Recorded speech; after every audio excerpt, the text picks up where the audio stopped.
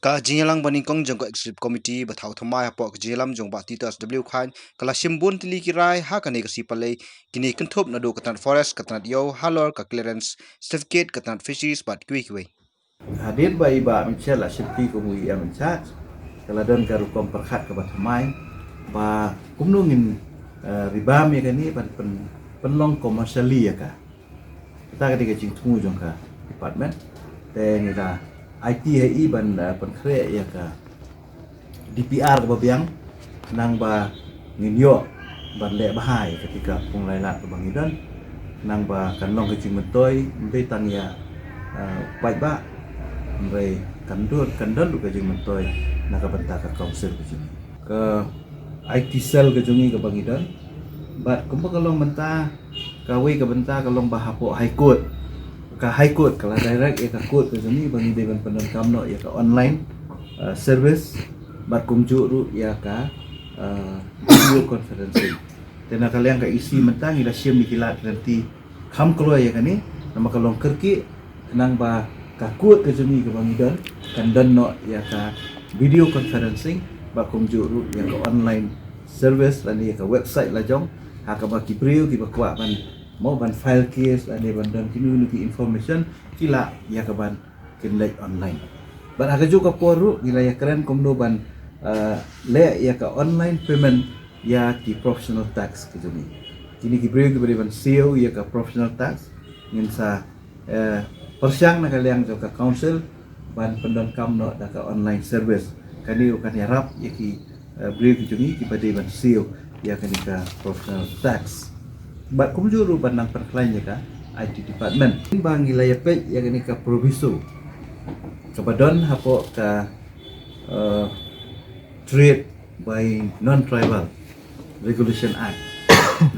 1954 pi kedon ka proviso hantu ka long ba o unu non tribal o batre hakan uno ka trade lani hakan uno ka business lani u labor mo unong trade bela bawan hang ni ka skip ka chongi udai ban yo ya ka clearance certificate na ka council ka chongi kani ka amat ka bathamai namar ba hadin ba ka state government ka lapat rekam ya ka work permit lani ka work license karena kalian kejungi ngimla syu ya kaban issue ya ka labor license tenre na marbat bakum ka council ngidon ka jingke clear pan yada ya ka jingwan jong ki brio ki banaban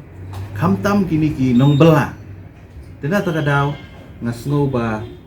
ka council ka don ka jingke clear lengba kanika act bangin control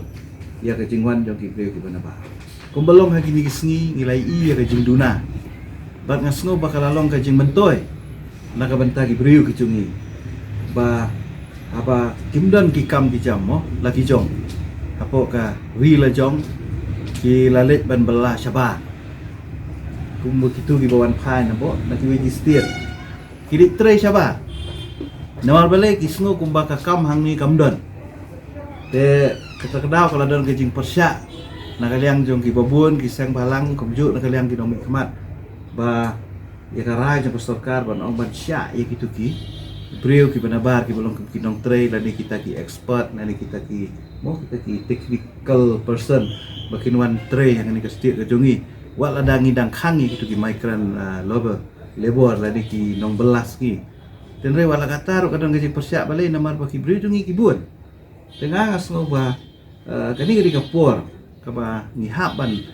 control ani ban khanglat ya kani tena kata daw ngin le la ka jong ka bentana kalian itu council ba shwa ba ka state government mo kan aya kan nuka license le se ladangi haban petrekam ya kani ka ak ka jongi ka bagi haban yo ya ka clearance